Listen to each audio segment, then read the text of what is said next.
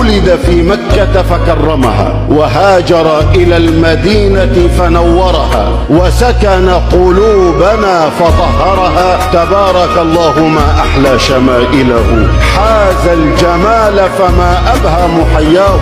الشمس تخجل من أنوار طلعته، حارت عقول الورى في فهم معناه. من مثل أحمد في الكونين نهواه، بدر جميع الورى في حسنه تاه. محمد واسمه يشفي مواجعنا، ما قاله موجع إلا ودواه. فصلوا عليه.